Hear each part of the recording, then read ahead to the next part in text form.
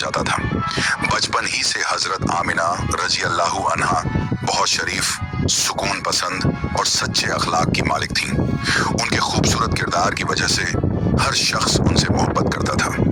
जब हजरत आमिना रजी अल्लाह अन्हा की उम्र तकरीबन 7 साल थी तो एक दिन वो अपनी एक सहेली के घर जा रही थी। रास्ते में उनकी नजर सोने के एक सिक्के पर पड़ी। उन्होंने वो सिक्का उठा लिया, लेकिन फौरन ही सोच में पड़ गई कि क्या इसे उठाना ठीक हुआ। फिर उन्होंने अपने दिल में सोचा, अगर ये सिक्का यहीं पड़ा रहा तो हो सकता है इसके असली मालिक तक कभी ना पहुंच सके और किसी गलत शख्स के हाथ लग जाए।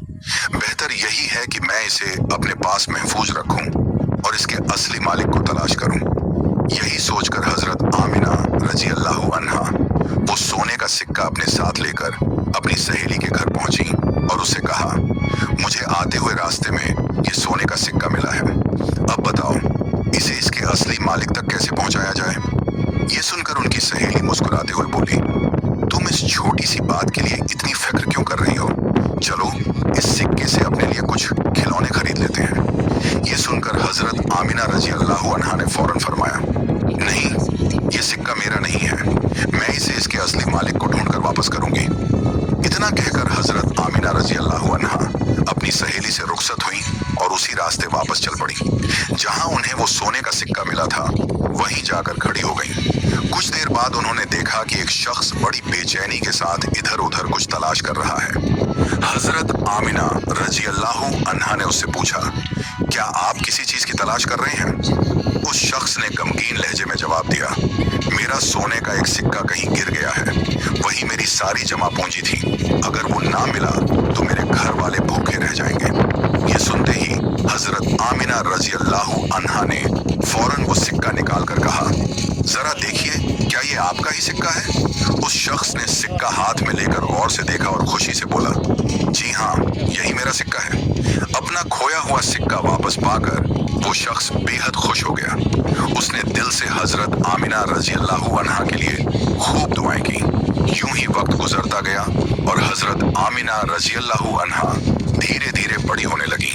जब वो जवान हुई तो एक दिन उन्होंने अपने वालिद हजरत वहब बिन अब्द मनाफ से अर्ज किया, ऐ अब्बा जान, जब भी मैं किसी सुनसान जगह से गुजरती हूँ तो मुझे कुछ आवाजें सुनाई देती हैं। ऐसा महसूस होता है जैसे कोई मुझसे कह रहा हो, ऐ अब्दुल्लाह की बीवी आमिना, तुम्हें मुबारक हो। ऐ अल्लाह के रसूल की वालिदा आमिना, तुम पर सलाम हो।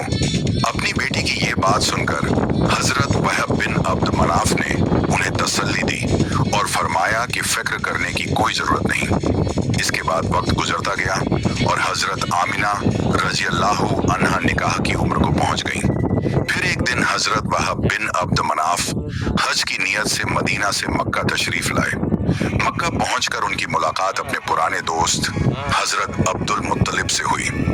बहुत अरसे बाद दोनों दोस्तों की मुलाकात हुई तो देर तक बातें होती रहीं। बातों ही बातों में हजरत वहब बिन अब्द मनाफ ने कहा, मेरी बेटी हजरत आमिना रजी अल्लाह अन्हा के लिए अब तक कोई ऐसा रिश्ता नहीं मिला जो मेरे दिल को मुतमिन कर दे। कई जगहों से निकाह के पैगाम आए हैं, लेकिन किसी के लिए भी मेरा दिल राजी नहीं हुआ। अपने दोस्त की ये बात सुनकर हजरत अब्दुल मुत्तलिब मुस्कुराकर बोले, अगर तुम्हें मंजूर हो तो अपनी बेटी का निकाह मेरे बेटे हजरत अब्दुल्लाह से कर दो। ये सुनकर हजरत वहब बिन अब्द मनाफ कुछ लम्हों के लिए खामोश हो गए। उनके जहन में फौरन अपनी बेटी हजरत आमिना रजी अल्लाह अन्हा की वो बात ताज़ा हो गई जब उन्होंने बताया था कि सुनसान जगहों पर उन्हें आवाज सुनाई देती है, ऐ अब्दुल्लाह की बीवी आमिना। फिर उसी वक्त हजरत वहब बिन अब्द मनाफ के दिल को इत्मीनान हो गया कि शायद अल्लाह ताला ने उनकी बेटी के लिए यही बेहतर रिश्ता मुकद्दर फरमाया है। इस तरह हजरत आमिना रजी अल्लाह अन्हा के लिए उन्हें एक बेहद नेक, शरीफ और मुनासिब रिश्ता मिल गया। उधर हजरत अब्दुल्लाह अपनी खूबसूरती और बेहतरीन किरदार की वजह से पूरे अरब में मशहूर थे।